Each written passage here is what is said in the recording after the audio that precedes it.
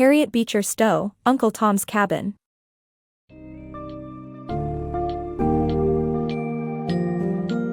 Step into the poignant world of Uncle Tom's Cabin, a powerful narrative by Harriet Beecher Stowe that sheds light on the inhumane realities of slavery in 19th-century America. Through the eyes of the gentle and principled Uncle Tom, readers will explore profound themes of morality, faith, and the corrupting nature of power dynamics. This story, beginning on a Kentucky plantation, presents a complex tapestry of characters whose lives intertwine under the shadow of a morally bankrupt institution. Expect to grapple with heart-wrenching decisions and acts of quiet defiance as you delve into the multifaceted relationships between slaveholders and the enslaved. Stowe's portrayal challenges preconceived notions of man's inhumanity, urging readers to reflect deeply on issues of justice, humanity, and the perennial fight for dignity and freedom. Get ready to confront challenging questions as you journey through each engrossing page of this seminal work.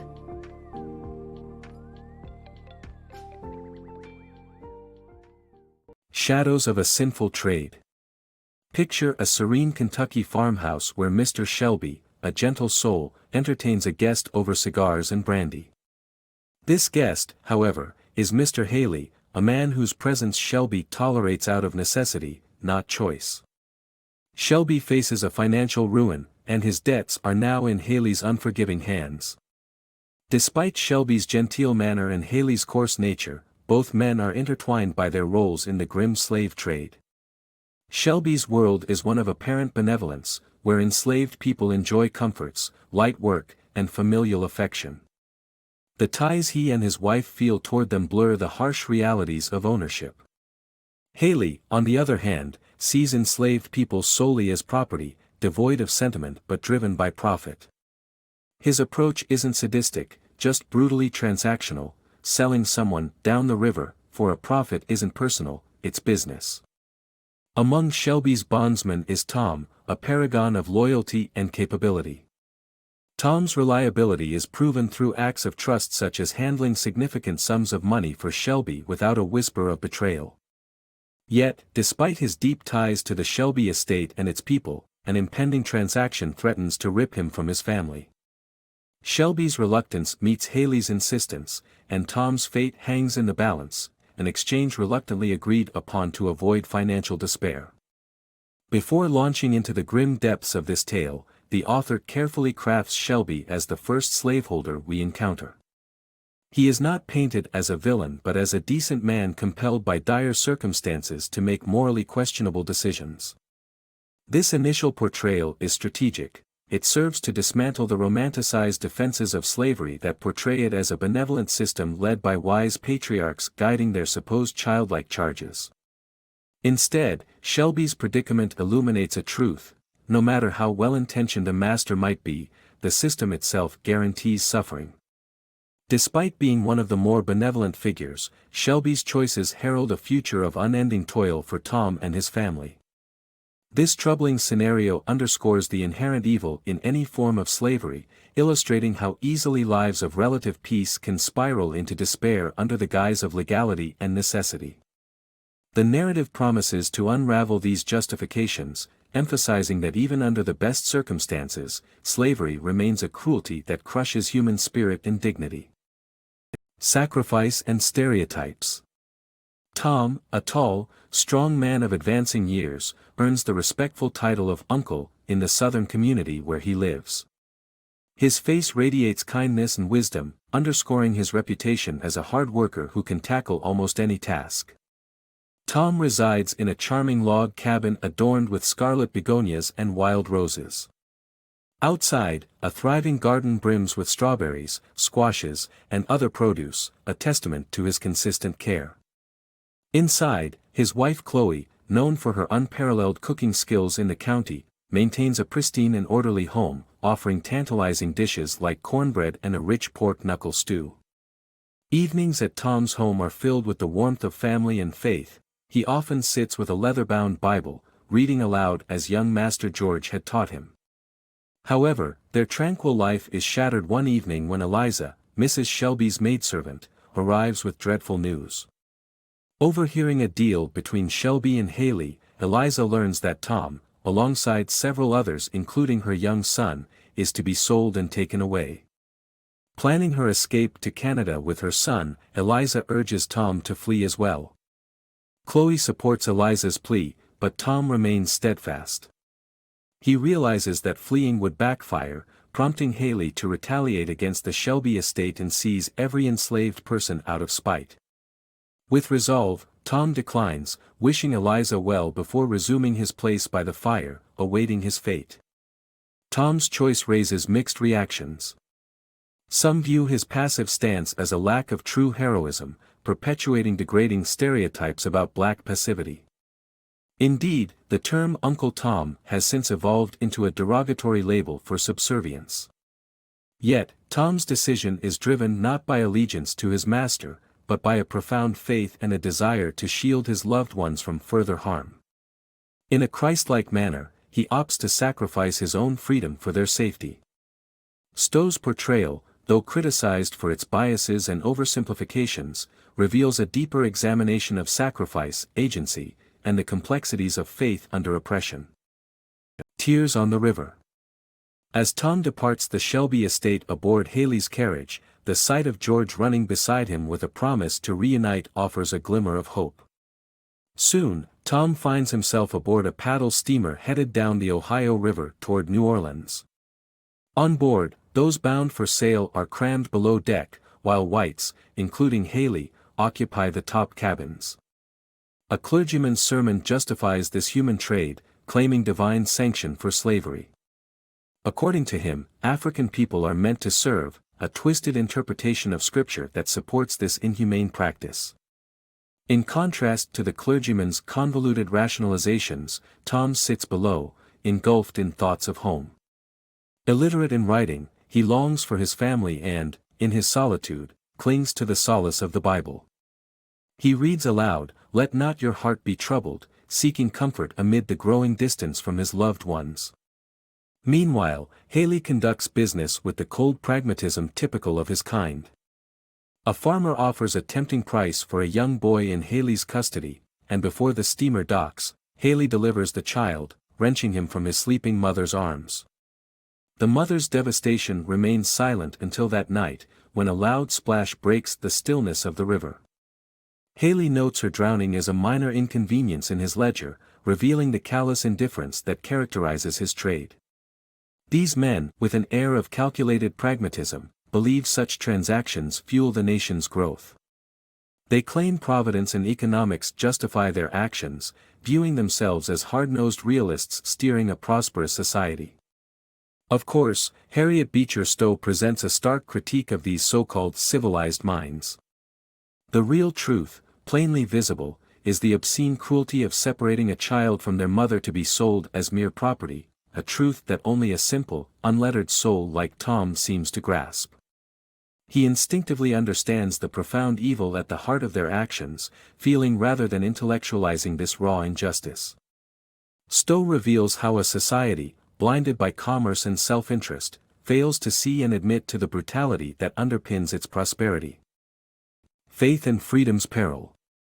In a tranquil moment by the river, Tom carves wooden toys, slowly forging a bond with Eva, the bright-eyed daughter of Augustine St. Clair.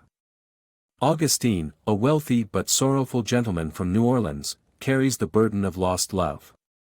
Years ago, his beloved was spirited away by a father seeking a grander match, leaving Augustine to marry another and wallow in a loveless marriage. His sole joy emerges from Eva, the radiant child in an otherwise bleak household. The tranquility shatters when young Eva slips into the river.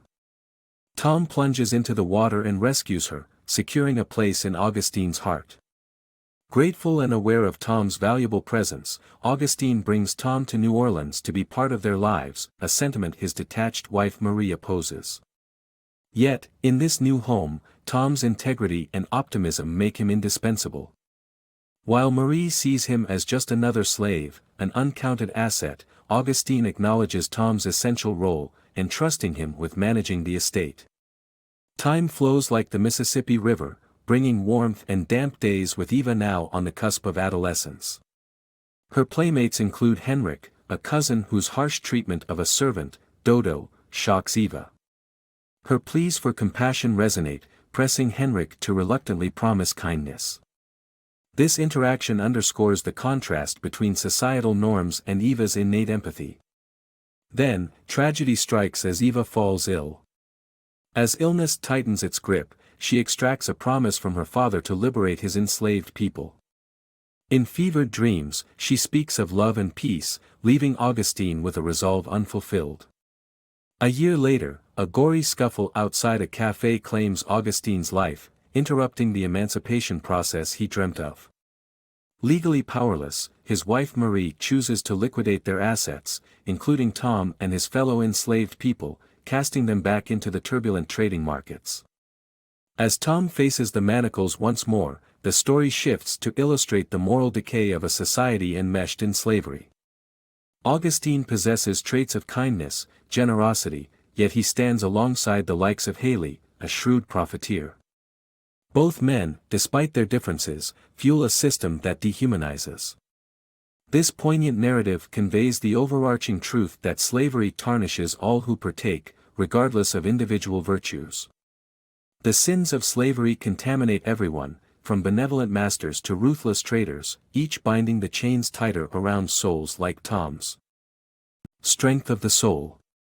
In the grim setting of a New Orleans slave market, Simon Legree takes ownership of a young woman and Tom, beginning a new chapter of exploitation. Legree, characterized by his heartless philosophy that slaves are to be worked to death rather than cared for, runs a cotton plantation surrounded by foreboding swampland. His mansion, a decaying relic, mirrors the squalid conditions where his slaves reside, with nothing more than mud floors and ragged blankets for comfort. From dawn until midnight, they toil in the fields, subsisting on dry corn they must prepare themselves before collapsing into restless slumber. Among the enslaved is Cassie, once Legree's concubine, now cast into the fields like the rest. Alongside her is Emmeline, a new purchase and replacement for Cassie. Cassie warns Tom about Legree's cruelty, those who challenge him often face dire consequences. Tom, however, stands firm when ordered to flog a fellow field hand returning with an insufficient yield. Despite the risk, Tom refuses, asserting that while Legree may own his body, his soul is beyond Legree's grasp. This act of defiance earns Tom severe beatings, yet his spirit remains unbroken even though prayer seems futile in his darkest moments.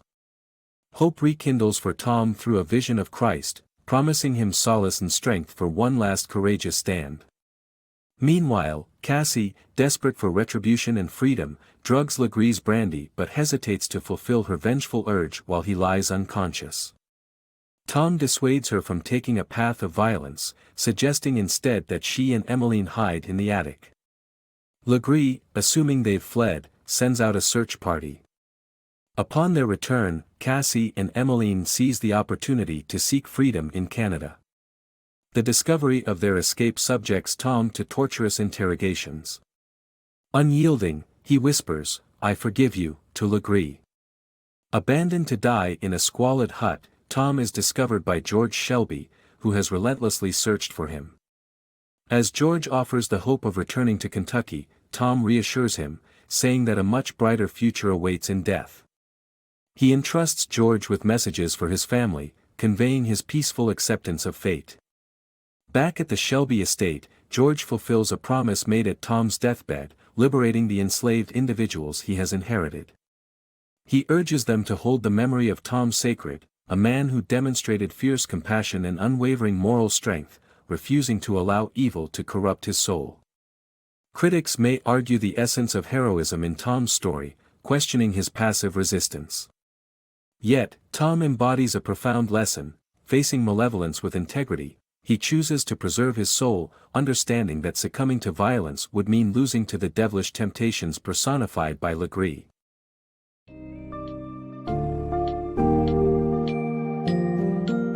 In conclusion, Uncle Tom's Cabin leaves an indelible imprint, encapsulating the abhorrent and pervasive impact of slavery both on individuals and society. Stowe's narrative reveals not only the brutal oppression faced by the enslaved, but also the moral degradation of those who perpetuate and tolerate such a system. Through Tom's Christ-like sacrifice and unwavering faith, The novel challenges the reader to consider the timeless battle between good and evil, highlighting the resilience of the human spirit.